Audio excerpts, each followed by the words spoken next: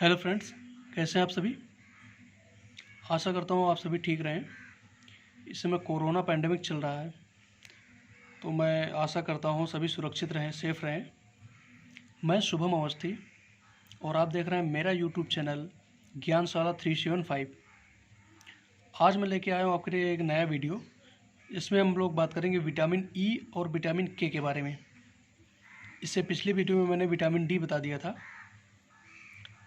इससे पहले जो भी मेरे चैनल में नए हैं वो मेरे चैनल को सब्सक्राइब कर दें और बेल आइकन को दबा दें, ताकि जब भी मैं ऐसे कोई वीडियो डालूं तो उसकी नोटिफिकेशन आपको मिलती रहे। अब बात करते हैं आज के वीडियो के बारे में। विटामिन डी, इसका केमिकल नेम क्या होता है? केमिकल नेम होता है टोकोफेरॉल। ठीक है। सोर्स क्या होते हैं? स्रोत जिसमें भरपूर मात्रा में पाया जाता है ऑयल सीड्स, जितने बीज ऑयल वाले मतलब तेल वाले जो बीज होते हैं, जैसे कपास, नारियल, सूरजमुखी, रिंडी, सोयाबीन, इन सभी में विटामिन ई भरपूर मात्रा में पाया जाता है। ठीक है। फिश कॉड ऑयल, जो मछली के लीवर का तेल होता है। पानी वाले फल जैसे तरबूज हो गया, खरबूज हो गया, जिनमें ज़्यादा पानी पाया जाता है उनमें विटामिन ई भरपूर मात्रा में पाया जाता है। ठीक है। अब देखते हैं कोफैक्टर, सहकारक विटामिन ई। कोफैक्टर मीन्स जो विटामिन ई के निर्माण में सहायक होता है। कौन? सेलेनियम। एक तत्व होता है सेलेनियम, वो विटामिन ई का कोफैक्टर कहा जाता है। ठीक है। जो विटामिन ई होता है यह एंटीऑक्सीडेंट, प्रतिऑक्सीकारक कहलाता है। ठीक है। एक चीज़ याद रखना, जो मेन एंटीऑक्सीडेंट विटामिन होता है वो होता है विटामिन सी। ठीक है। लेकिन विटामिन ई को भी एंटीऑक्सीडेंट विटामिन कहा जाता है। ठीक है। जो एंटीऑक्सीडेंट विटामिन होते हैं वो एंटी कार्सियोजेनिक विटामिन भी होते हैं। कार्सियोजेनिक मीन्स क्या हुआ? ऐसे कारक जो कैंसर का कारण बनते हैं, मतलब जिनसे कैंसर उत्पन्न हो सकता है, पैदा हो सकता है, उनको कार्सियोजेनिक कहा जाता है। ठीक है। कैंसर पैदा करने वाले कारक जो कैंसर पैदा कर सकते हैं उन्हें ऑन्कोजीन के अंतर्गत रखा जाता है, उनको ऑन्कोजीन कहा जाता है। ठीक है। अब देखते हैं विटामिन ई जो होता है वो टिश्यू को डैमेज होने से बचाता है तथा डैमेज टिश्यू को रिमूव भी करता है हमारी बॉडी से। ठीक है। अगला है, यह हमारी बॉडी स्किन को हेल्दी रखता है, इसीलिए विटामिन ई को ब्यूटी विटामिन भी कहा जाता है। ठीक है। ये क्वेश्चन अच्छा बनता है कि ब्यूटी विटामिन क्या होता है, तो ब्यूटी विटामिन होता है विटामिन ई। ठीक है। यह रिप्रोडक्शन विटामिन, प्रजनन विटामिन भी कहलाता है। ठीक है। विटामिन ई प्रजनन में बहुत सहायक होता है। ठीक है। इसलिए इसको प्रजनन विटामिन भी कहा जाता है। अब विटामिन ई की कमी से कौन सी डिफिशियंसी से कौन सा रोग हो सकता है वो देखते हैं। एक होता है अर्ली एजिंग। ये क्या होता है? उम्र से पहले बुढ़ापा। देखना कोई क्या होता है कि उसकी उम्र भी 20-25 साल लेकिन दिखता होगा 50 साल के आसपास, तो उससे बोलते हैं अर्ली एजिंग। तो ये उम्र से पहले जो बुढ़ापा आ जाता है वो विटामिन ई की कमी से होता है। ठीक है। अगला होता है फर्टिलिटी डिसीज़, जो कि महिलाओं में होता है बांझपन की समस्या, स्ट्राइल जो समस्या आ जाती है वो विटामिन ई की कमी से होती है। ठीक है। अब देखते हैं विटामिन के बारे में। अगला विटामिन के, इसका केमिकल नेम क्या होता है? इसका केमिकल नेम होता है फाइलोक्वानिन। ठीक है। फाइलोक्वानिन, ये होता है विटामिन के का केमिकल नेम। सोर्स क्या होते हैं? ग्रीन वेज, हरी सब्जियां हो, बीट, चुकंदर हो गया, एग हो गया, नॉन वेज, इन सभी में क्या होता है? विटामिन के भरपूर मात्रा में पाया जाता है। ठीक है। विटामिन के का निर्माण हमारी बॉडी में भी होता है। याद रखना, विटामिन के का निर्माण हमारी बॉडी में होता है। कहाँ होता है? देखिए, जो लार्ज इंस्टेंट आयन होता है ना, बड़ी आयन, इसके 3 पार्ट्स होते हैं। ये अभी शॉर्ट में बता रहा हूँ, बाकी आगे डिटेल में पढ़ेंगे हम।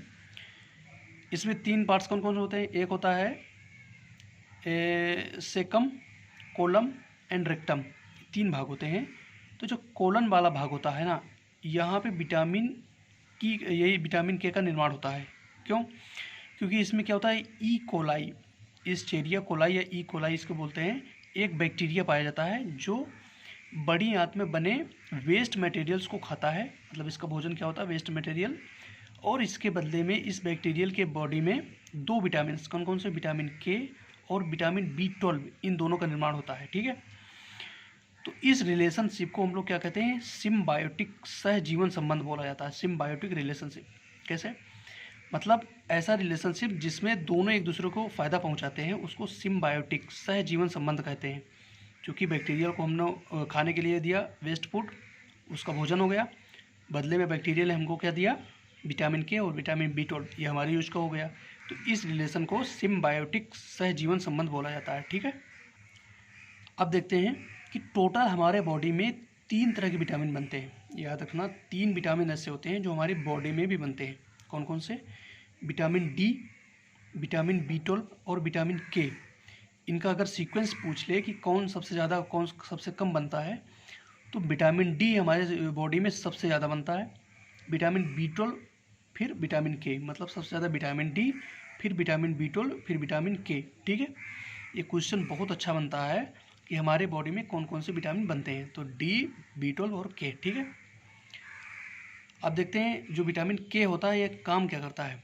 विटामिन K ब्लड क्लॉटिंग में सहायक होता है। ठीक है, कैसे, बॉडी के अंदर नहीं, बॉडी के बाहर, जैसे कोई चोट लग जाती है ना, तो जो ब्लड क्लॉटिंग होती है वो विटामिन K की उसमें सहायक होता है। ठीक है, और भी बहुत सारे कारक होते हैं जो उसमें से हेल्पफुल होते हैं, लेकिन विटामिन K भी सहायक होता है। ठीक है, अब इसकी डिजीज़ कौन सी होती है विटामिन K की कमी से, एक रोग होता है हीमोफीलिया। ये डिजीज़ विटामिन K की कमी से होती है। इसमें क्या होता है, देखिए जो हीमोफीलिया होता है इसको रॉयल डिजीज़ या क्रिसमस फैक्टर डिजीज़ कहा जाता है। क्यों रॉयल डिजीज़ क्यों बोलते हैं, क्योंकि इसकी खोज जो होती है ना वो रानी विक्टोरिया के शाही परिवार में हुई थी। इसकी खोज पहली बार, ठीक है, मतलब पहली बीमारी उन्हीं के परिवार में हुई थी, इसलिए इसको रॉयल डिजीज़ कहा जाता है।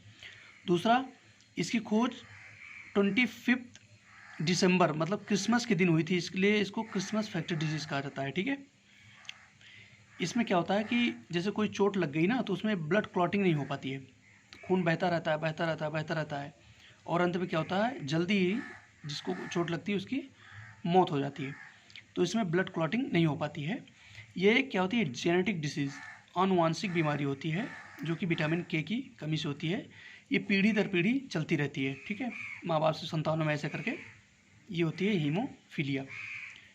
तो ये आज हमने पढ़ा विटामिन E और विटामिन K। तो कैसा रहा है आप बताइए, कमेंट करके ज़रूर बताइएगा ये वीडियो कैसा रहा। अच्छा लगे तो लाइक करिए, शेयर करिए और मेरे चैनल को सब्सक्राइब करिए। आगे ऐसे भी बहुत अच्छी अच्छी वीडियो लाने वाला हूँ मैं। Thank you.